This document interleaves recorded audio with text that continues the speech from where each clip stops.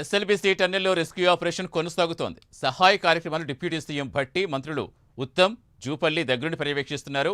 టన్నెల్లో చిక్కుకున్న 8 మందిని బయటకు తీసుకురావడంపై సమీక్షిస్తున్నారు. Navy, army, Singareni, NDRF, SDRF, Hydraa, fire, ఇతర రాష్ట్రాల రెస్క్యూ టీమ్స్తో సమావేశమయ్యారు. అత్యాధునిక టెక్నాలజీ వాడాలని సూచించారు.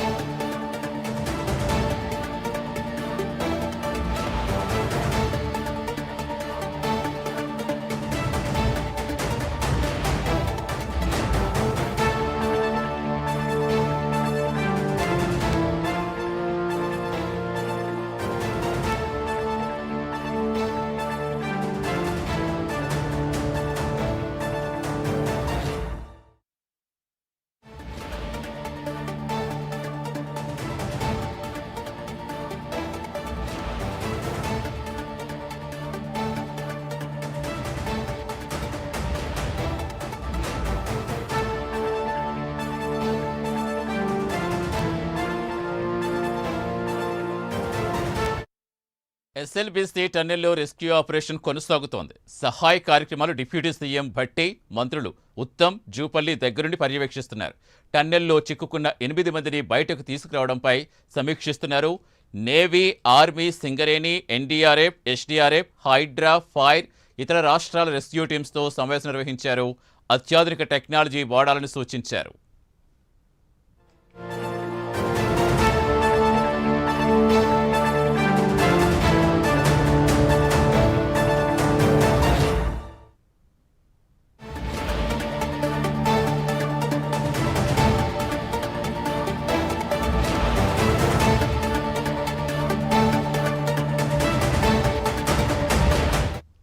టన్నెల్లో రెస్క్యూ ఆపరేషన్కి సంబంధించిన పూర్తి సమాచారం ఇచ్చేందుకు మా కరెస్పాండెంట్ శంకర్ జాయిన్ అవుతున్నారు. శంకర్, ఏంటి ప్రస్తుతం ఎలా ఉంది సిచ్యువేషన్, ఎలా కనిపిస్తోంది మీకు? ఏమైనా హోప్స్ కనిపిస్తున్నాయా? ఆల్రెడీ ఎన్ని ప్రయత్నాలు ఉన్నాయి, అన్ని ప్రయత్నాలు కూడా చేస్తున్నారు, అందరూ కూడా చాలా కష్టపడుతున్నారు. బట్ ఏం చెప్తున్నారు పాసిబిలిటీస్ గురించి?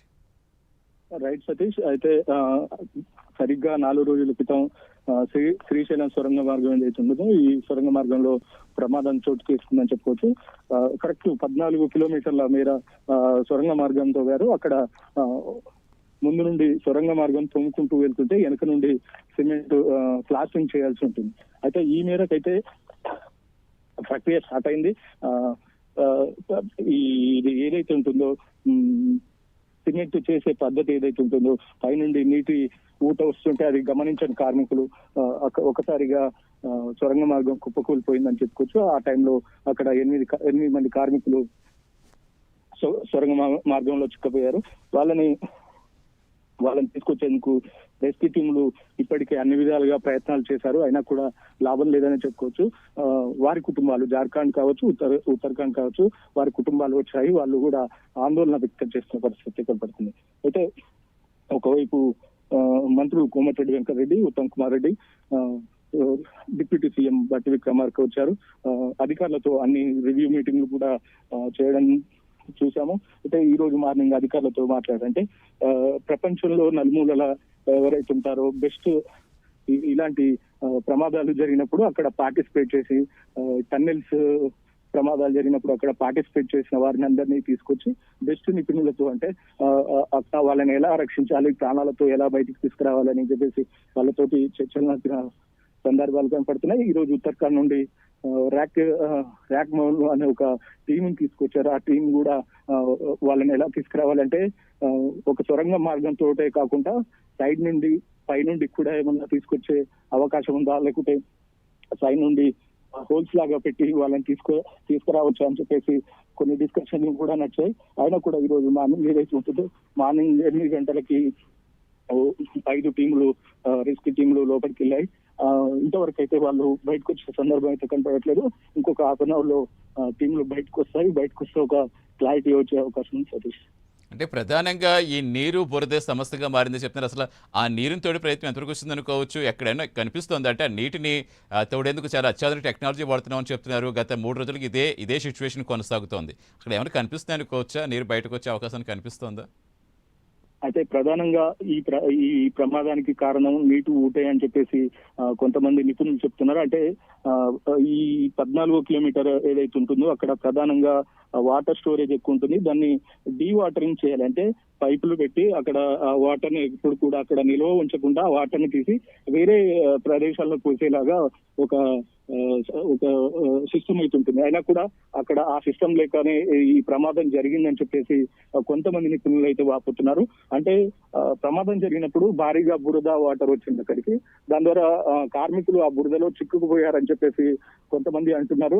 అంటే వీళ్ళు రెండో షిఫ్ట్ లోపలికి వెళ్ళారు. వీటికంటే ముందుగా మొదటి షిఫ్ట్ వారు వర్క్ చేసి మళ్ళీ రిటర్న్ వచ్చిన సందర్భం కనపడుతుంది. అప్పుడు కూడా వాటర్ ప్రధానంగా అది సిమెంట్ ఏదైతే ఉంటుందో సిమెంట్ పక్క నుండి ఆ రంధ్రాల నుండి లోపలికి వచ్చే సందర్భం కనపడుతుందని చెప్పేసి కార్మికులు చెప్తున్నారు. అయితే లోపల ఉన్న వాటర్ ఏదైతే ఉంటుందో ఆ వాటర్ ని తీసి బయటికి మళ్లించే ప్రయత్నం చేస్తున్నారు. మోటార్లు పెట్టి తీసే ప్రయత్నం చేస్తున్నారు.